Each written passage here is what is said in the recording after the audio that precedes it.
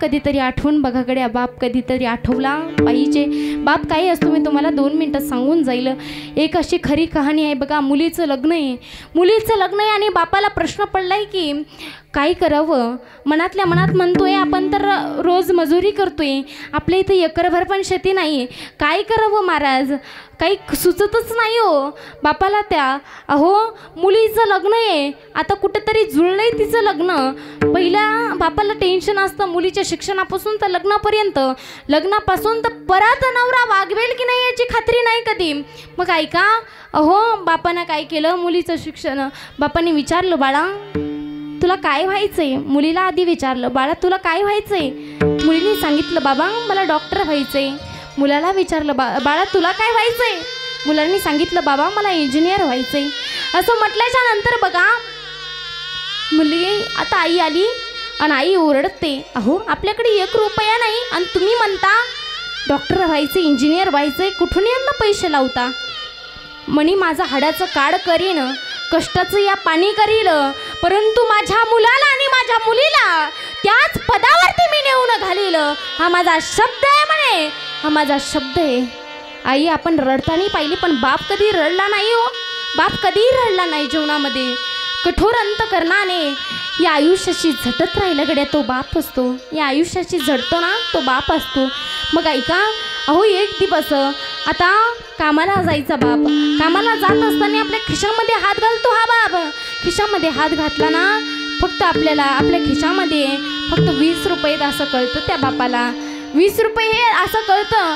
आपल्या खिशातून हात काढतो, आठवतं बापाला व्यसन असतं, आपल्याला गुटखा घ्यायचा आहे, आपल्याला पुडी घ्यायचे, परंतु आठवण अशी येते की आपल्या मुलीनं आपल्याला काहीतरी खाऊ सांगितलंय.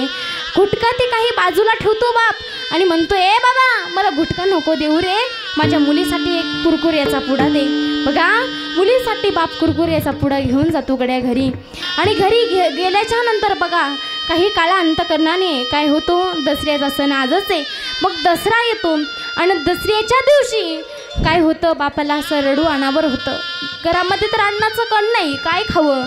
शेजारी पाजारी पुरणपोळ्याचा स्वयंपाक होईल, आपल्या घरी काय खावं आपल्या लेकरांनी. आपलं लेकरू म्हणतंय की बाबा मला पुरणपोळ्याचा स्वयंपाक खायचा आहे, बाबा मला पुरणपोळी खायची आहे हो. कधी आणालो बाबा, कधी आणालं घरी. असं म्हटल्याच्या नंतर बघा शेजारी पाजारी यांच्या इथं पुरणपोळीचा स्वयंपाक होतो, पण कधी आपल्या घरी पुरणपोळ्याचा स्वयंपाक झाला नव्हता. दसऱ्याचा सण आहे. बाप दररोजच कामाला जायचा, पण बापाची कधी पगार झाली नव्हती, महिना झालाच नव्हता हो. सावकारापाशी कामाला गेला, अनवाणी हिंडला, दुकानामध्ये विचारलं किराणा दुकानवर, बाबा अहो काही सामान देता का हो उधार. त्या बाबांनी सांगितलं, मी काही तुम्हाला सामान देऊ शकत नाही. अरे तुझी ऐपत तरी आहे का माझ्यापासून सामान न्यायची, तुझी लायकी तरी आहे का, तुला पैसे देणं होत नाही आणि सामान देऊ मी. असं म्हणून त्या बापाला हिणवलं जातं गड्या, असं म्हणून त्या बापाला काढून दिल्या जातो.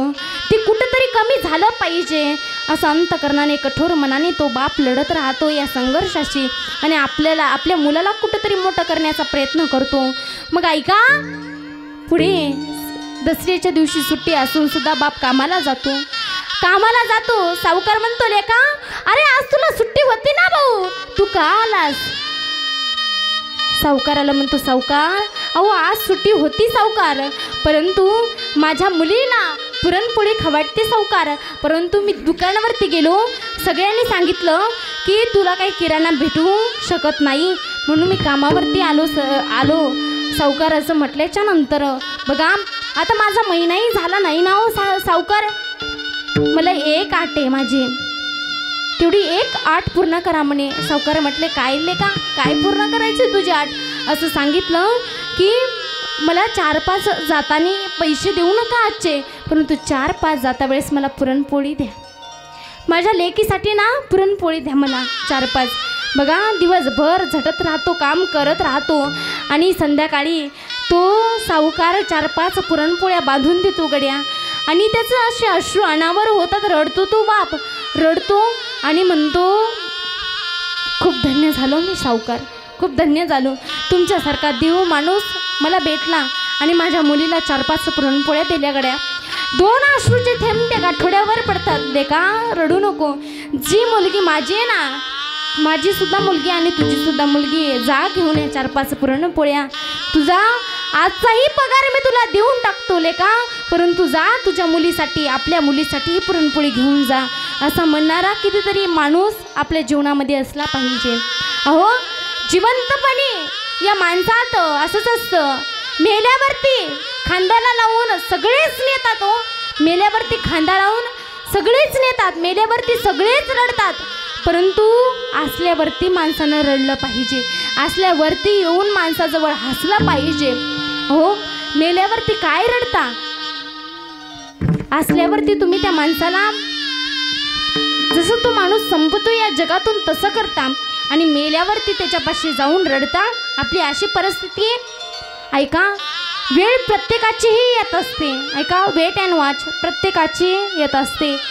ते बेडकाला वाटतं आपण मासुळे खाऊ शकतो, आपण किडे खाऊ शकतो, परंतु ज्या समुद्रामधला, ज्या तलावामधला मासा आहे, मगर आहे, साप आहे, तेव्हा ती साप, ती मगर त्या बेंडकाला सुद्धा खाऊ शकते गड्या. मग ऐका, आणि तो बेंडक हे मेल्याच्या नंतर ती किडेसुद्धा त्या बेंडकाला खाऊ शकतात. म्हणून मी सांगते, वेळ ही प्रत्येकाची येत असते. संयम ठेवा, फक्त संयम हा ठेवला पाहिजे. मग ऐका, गोकर्णाच्या जीवनामध्ये असाच एक प्रसंग घडला की धुंदुकारी काही दिवसांनी एवढा पृथ्वीवरती एवढा त्यानं हाहाकार माजवला होता की एवढं पाप केलं होतं त्यानं, एवढं पाप केलं होतं गड्या की कितीतरी पाप त्याचं वाढलं होतं. मग ऐका, कोणत्याच योनीमध्ये त्याला प्रवेश नव्हता. मग बघा, वेशानं काय केलं, याची एवढी मोठी संपत्ती पाहून त्याला मारण्याचा प्रयत्न केला. अहो, तो असा मेला नाही, गळा दाबून मेला नाही, म्हणून असे आग घेतली आणि आग त्याच्या तोंडावरती, त्याच्या अंगावरती सगळीकडे टाकली आणि तो हुरपळून मेला गड्या. अशा माणसाला असंच मरण येत असतं. आईवडिलांना त्रास दिला ना, तसंच मरण येत असतं. काहीतरी आपलं पाप असतं, काहीतरी आपले कर्म असतात गड्या, म्हणून असं मरण येतं. बघा, गोकर्ण ज्ञानी होता, महापंडित होता.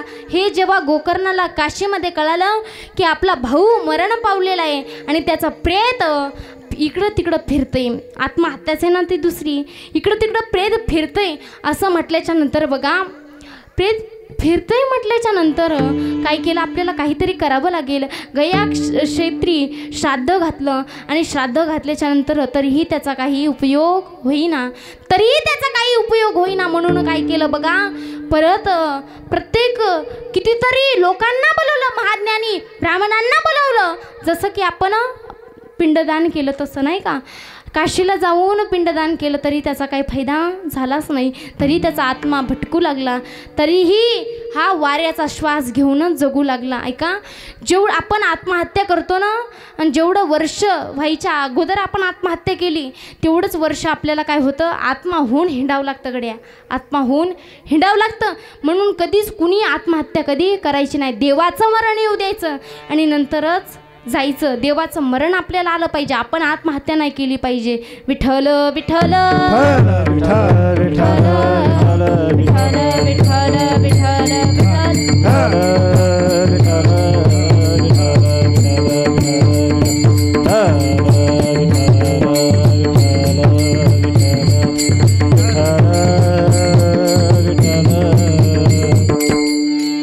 मग त्या ठिकाणी गोकर्णाने असं कळवलं की बाबा, तुझं म्हणजे कशाने उद्धार होऊ शकतो, की सांगितलं, माझा उद्धार कशानंच होऊ शकत नाही. मी आता असाच फिरणार आहे, माझ्या आत्म्याला कशानं शांती लाभू शकत नाही. आता काय करू म्हणे, मी काहीतरी करतो दादा. ए बंधू, काहीतरी कर, तू कृपेचं सागर आहे, माझ्या हातून खूप मोठं पाप घडलंय, पण तू माझ्यासाठी काहीतरी कर. बघा, आपण म्हणतो सक्का भाऊ पक्का वैरी असतो, पण जो भाऊ, आता त्या भाऊचंच नाव उलटं करा, जो आपल्या सदैव पाठीमागं उभा असतो त्याला काय म्हणायचं, भाऊ. राम आणि लखन सोबत होते की नाही, हो होते की नाही, एकाच्या पाठीमागं एक होता का नाही, म्हणून हे साम्राज्य उभं झालं गड्या. मग ऐका, तेव्हा गोकर्णाने कळवलं की बघ, मी काय करतोय, श्रीमद भागवताचं आता सनकादिक मुनी असे हे 3 आले आणि आल्याच्या नंतर काय झालं, सनकादिक संत आले आणि त्यांनी गंगाच्या किनारी नदीकाठीच्या किनारी काय केलं बघा, श्रीमद भागवताचं काय केलं, श्रवण केलं, पारायण केलं. आणि पारायण असताना काय केलं म्हणे, हे दादा तू आता असा काही बसू शकत नाही म्हणे, समोर बांबू आहे म्हणे, त्या बांबूला एक छोटीशी खिंड आहे, तू वाऱ्यानं जगू शकतोस, तू काही असा जगू शकत नाही. तर तू काय कर म्हणे, त्या वेळूमध्ये जाऊन बस आणि त्या वेळूमध्ये जाऊन बसल्याच्या नंतर तू काय कर, भागवताचं श्रवण कर, त्याने तुझा उद्धार होईल बघ. मग काय केलं, वेळूमध्ये बसवून गोकर्णानं किड्याच्या रूपात बसून काय केलं, भागवताचं श्रवण केलं गड्या. आणि केल्याच्या नंतर तो महाराज सांगतच होता की आपले पूर्वजन्माचे पाप असतात ते आपल्याला काही देतात, त्रास देत असतात, आपल्या कित्येक पिढ्यांना त्रास देतात. असं म्हटल्याच्या नंतर बघा गोकर्णाने कथा वाचायला सुरुवात केली. गोपाल कृष्ण भगवान की असा उच्चार झाला की काय झालं, एक तडकन अशी वेळूची गाठ सुटली, पहिलं पाप नष्ट झालं. अशा 7 दिवसात 7 गाठी सुटल्या आणि कोणाचा उद्धार झाला हो, एवढं पापी होता धंदुकारी, परंतु त्या पाप्याचा सुद्धा उद्धार झाला. मला असं सांगायचंय, तुम्ही कितीही पाप करा परंतु तुमचा श्रीमद भागवत या ग्रंथाने काय होऊ शकतो, उद्धार होऊ शकतो. ते तुम्ही श्रवण केलं पाहिजे.